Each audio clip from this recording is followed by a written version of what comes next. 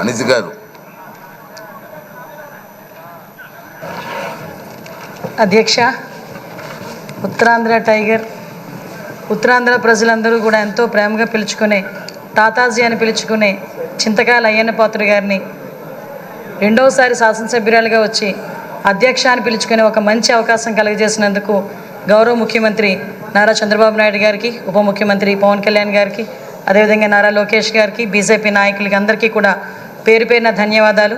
అదేవిధంగా ఈ శాసనసభలోకి నన్ను గౌరవంగా పంపించిన నా పాయకరావుపేట నియోజకవర్గ ప్రజలందరికీ కూడా ధన్యవాదాలు, నమస్కారాలు తెలియజేసుకుంటున్నా. 7 సార్లు ఎమ్మెల్యే, 5 సార్లు మంత్రి, 1 సారి ఎంపీ, ఇన్నిసార్లు రాజకీయ జీవితం గడిపినా కూడా ఎక్కడా కూడా భూతద్దం పెట్టి ఎతికినా కూడా ఒక మచ్చ కూడా కనిపించక, కేసు పెట్టాలని ప్రయత్నం చేసినా కూడా ఏమీ కనబడక, నిర్భయ యాక్ట్లు పెట్టుకునే స్థాయికి దిగజారిన ఆ గవర్నమెంట్లో కూడా ఎదురుడి నిలబడిన ధీరుడు మా అయ్యన్న పాత్రుడు గారు, మా తాతాజీ గారు. అటువంటి వ్యక్తిని ఈరోజు స్పీకర్ స్థానంలో కూర్చొని ఈరోజు ఎంతోమంది ఎమ్మెల్యేలకి మార్గదర్శకంగా కూర్చోబెట్టినందుకు నిజంగా అందరికీ కూడా, ఇక్కడ ఉన్న వాళ్ళందరికీ కూడా పేరు పేరున నేను ధన్యవాదాలు, నమస్కారాలు తెలియజేసుకోవాలి. ఎందుకంటే అయ్యన్న పాత్రుడు గారు నా పక్క నియోజకవర్గం. ఎప్పుడూ కూడా గురువు గారిగా నేను రాజకీయాల్లోకి వచ్చినప్పుడు కొత్తగా ఉన్నప్పటికీ కూడా ప్రతి ఒక్క విషయంలోని కూడా మమ్మల్ని గైడ్ చేసి ఈరోజు ఈ పొజిషన్కి తీసుకురాగలిగారంటే ఆ రోజు అయ్యన్న పాత్రుడు గారు ఇచ్చిన స్ఫూర్తి. అయ్యన్న పాత్రుడు గారు 2004లో నేను నర్సీపట్నంలో ఒక టీచర్గా నేను ఉండేదాన్ని.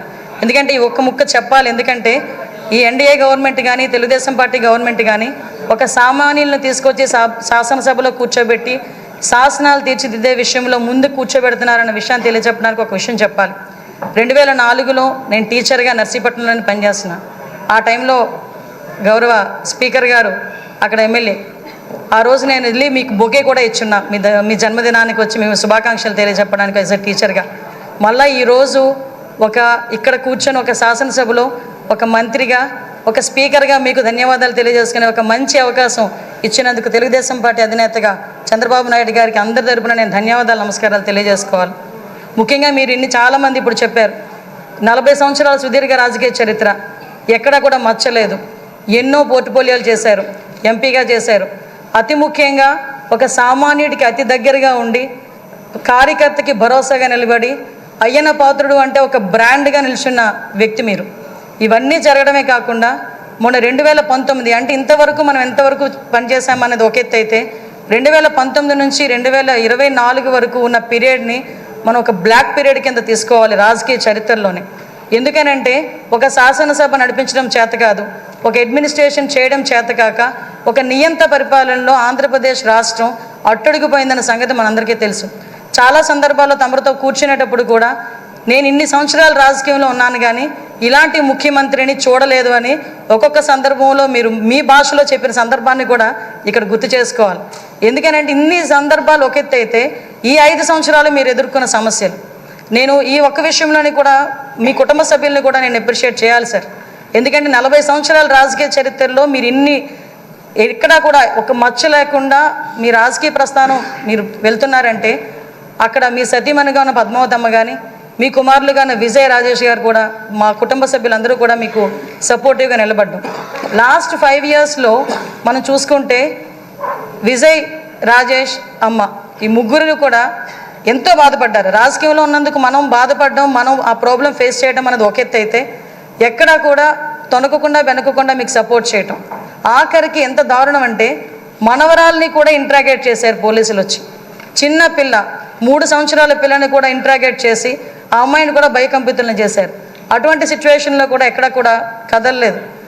ఒక చిన్న 6 అడుగుల దూరం అని చూపించి గోడను కూల్చడానికి వందలాది మంది పోలీసులు మీ ఇంటి చుట్టుపక్కల పెట్టినా, సార్ ఎక్కడికైనా వెళ్ళండి, జైల్లో పెడితే మళ్ళీ ఇబ్బందులు పడతారేమో అంటే, వస్తే అరెస్ట్ చేయని అమ్మా ఏం చేస్తారు, మహా అయితే చచ్చేటప్పుడు కూడా అదే జెండాతో చచ్చిపోతాను తప్పించి ఏ రోజు కూడా జెండా మార్చకుండా నేను నిలబడతాను, అది నా రాజకీయ నైజం అని గర్వంగా చెప్పిన వ్యక్తి మా అయ్యన్న పాత్రుడు గారు. అటువంటి వ్యక్తి ఈరోజు సభా స్పీకర్ స్థానంలో ఉండటం నిజంగా మా అదృష్టంగా నేను భావిస్తున్నా. అదేవిధంగా ఈరోజు ఏదైతే ఇందాక మన నాయకులందరూ కూడా చెప్పున్నారు, లాస్ట్ 5 సంవత్సరాల్లో పరిస్థితి ఎలా ఉందంటే, ఇంకొక విషయం ఇక్కడ చెప్పాలి సార్. ఎందుకంటే ఈరోజు ఒక బీసీ నాయకుడిని, ఒక 40 సంవత్సరాల సుదీర్ఘ అనుభవం రాజకీయ అనుభవం ఉన్న ఒక నాయకుడిని సరైన పొజిషన్లో సరైన మనిషిని సరైన పొజిషన్లో కూర్చోబెట్టేటప్పుడు ప్రతిపక్ష హోదాలో ఉన్నవారు, ప్రతిపక్ష హోదా కూడా కాదు, మినిమం మా పార్టీ ఎమ్మెల్యేలు ఇక్కడికి వచ్చి పార్టీ సభ్యుల కింద మిమ్మల్ని కూర్చోబెట్టడం ఒక సంప్రదాయం. సాంప్రదాయాలకు విలువిచ్చే ఒక పార్టీగా, సాంప్రదాయాలు విలువిచ్చే అధికార పక్షంగా నిన్న కూడా ప్రమాణ స్వీకారాలు చేసేటప్పుడు 11 మందిలో ఒక ఎమ్మెల్యే మాత్రమే జగన్మోహన్ రెడ్డి అన్న వ్యక్తి, అతనికి ప్రతిపక్ష హోదా లేదు. అలాంటి వ్యక్తిని కూడా సీరియల్ ప్రకారమో ఆల్ఫాబెట్ ప్రకారమో పిలవకుండా ఒక గౌరవ మాజీ ముఖ్యమంత్రి అన్న ఒక హోదాలో మనం పిలిపించి మినిస్టర్స్ తర్వాత అతను ప్రమాణ స్వీకారం చేసే అవకాశం ఇచ్చాం. అది మన గౌరవం, మన సంప్రదాయం. అది కాకుండా ఈరోజు అటువంటి సంప్రదాయం ఎందుకు వాళ్ళు రిసీవ్ చేసుకోలేకపోతున్నారు? ఈరోజు ఒక బీసీ నాయకుడు, ఆయన రాకపోతే పోయాడు, ఆయన పులివెందులు వెళ్తాడు, ఎక్కడికి వెళ్తాడు. మిగతా సభ్యులను కూడా పిలిపించి కూర్చోబెట్టి మిమ్మల్ని ఆ స్థానంలో కూర్చోబెట్టని పిలిపించుంటే ఎంత గౌరవంగా ఉండేది. అంటే వాళ్ళకి గౌరవం ఇచ్చి పుచ్చుకోవడం కూడా చేత కాదన్న సంగతి ఈ ఒక్క సభ మొదటి రోజే మనందరికీ కూడా అర్థమైంది. నేను ఒకటే అప్పీల్ చేస్తున్నాను సార్, ఈ సభలో ఇంతకు ముందు జరిగిన అవమానాలు కానీ, ఏ ఆడపిల్లకి కూడా ఇంతకు ముందు జరిగిన అవమానాలు కానీ, ఏ ఒక్కరికి కూడా, ఆడపిల్లలకే కాదు ఇక్కడ శాసన సభ్యులకి కూడా ఎక్కడ కూడా ఎటువంటి అవమానాలు జరగకుండా చూసుకునే బాధ్యత. ఎందుకంటే నాయకుడిగా 40 సంవత్సరాల సుదీర్ఘ అనుభవం చంద్రబాబు నాయుడు గారి కంట కన్నీరు చూసింది ఈ అసెంబ్లీని. అటువంటి ఈ అసెంబ్లీలో ఆ రోజు కౌరవ సభగా ఉన్న అసెంబ్లీలోకి మళ్ళా గౌరవ సభగా వస్తానని చెప్పి ప్రమాణం చేసి ఇంతమంది సభ్యుల్లో గౌరవంగా మమ్మల్ని కూడా తీసుకొచ్చినందుకు ప్రత్యేకంగా ఆంధ్రప్రదేశ్ రాష్ట్ర ప్రజలందరికీ కూడా ధన్యవాదాలు తెలియజేసుకోవాలి. ఎందుకంటే 175 మంది అంటే ఒకటి మాత్రం చెప్పాలంటే 5 కోట్ల ఆంధ్రప్రదేశ్ ప్రజల్లో 175 మందికే వస్తుంది అధ్యక్ష అని పిలిచే పలుకు. ఒకే ఒకరికి వస్తుంది అధ్యక్ష అని పిలిపించుకునే ఒక వర్డ్. అది మీరవ్వటం నిజంగా మా అదృష్టం, ఉత్తరాంధ్ర ప్రజలు చేసుకున్న అదృష్టంగా నేను భావిస్తున్నా. అటువంటి ఉత్తరాంధ్ర నుంచి వచ్చిన మీరు ఈరోజు ఇందాక పెద్దలు గౌరవనీయులందరూ చెప్పినట్టుగా ఉత్తరాంధ్ర ప్రజలకే కాదు ఆంధ్రప్రదేశ్ రాష్ట్ర ప్రజలకి, అదేవిధంగా భారతదేశంలో ఉన్న స్పీకర్లందరికీ కూడా ఆదర్శప్రాయంగా ఉంటారని నేను మనస్ఫూర్తిగా నమ్ముతున్నా. మీకు ఆ బ్యాలెన్సింగ్ ఉంది సార్. చాలామంది ఏమనుకుంటారంటే మనం స్పీడ్ అవుతామేమో అనుకుంటారు, కానీ మీకు ఆ బ్యాలెన్సింగ్ ఉందన్న సంగతి నాకు తెలుసు. ఎందుకంటే మిమ్మల్ని అతి దగ్గరగా మీ కుటుంబ సభ్యురాలుగా నన్ను ఎప్పుడు కూడా ఒక కూతురుగా చూసుకుంటారు. అమ్మ కూడా ఎప్పుడు కూడా మమ్మల్ని అందరినీ కూడా ఆదరిస్తారు. మీకు ఇంకొక విషయం చెప్పి ముగిస్తాను సార్. నేను లాస్ట్ టైం గవర్నమెంట్లో ఏదైతే ఆడపిల్లల మీద ట్రోలింగ్ కానీ, సోషల్ మీడియాలో ట్రోలింగ్స్ కానీ, అదేవిధంగా వ్యక్తిగతంగా మాట్లాడటం కానీ, మీరే కాదండి అక్కడున్న చాలామంది అండి సోషల్ మీడియాలో బాధలు పడ్డాం. బయటకు వస్తే నోటుకు వచ్చినట్టు తిట్టారు. మీతో పాటు మాకు కూడా 23 కేసులు ఇంచుమించుగా కేసులు పరంపర నడుస్తుంది. మీరు నేను కలిపి ఉన్న కేసులు చాలా ఉన్నాయి, ఇంచుమించు 4-5 కేసులు ఉన్నాయి.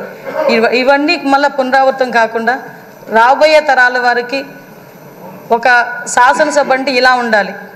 లాస్ట్ 5 ఇయర్స్ చాలామంది నాతో చెప్పారు, మేము పిల్లలతో కూర్చొని శాసనసభ చూడలేకపోతున్నాం.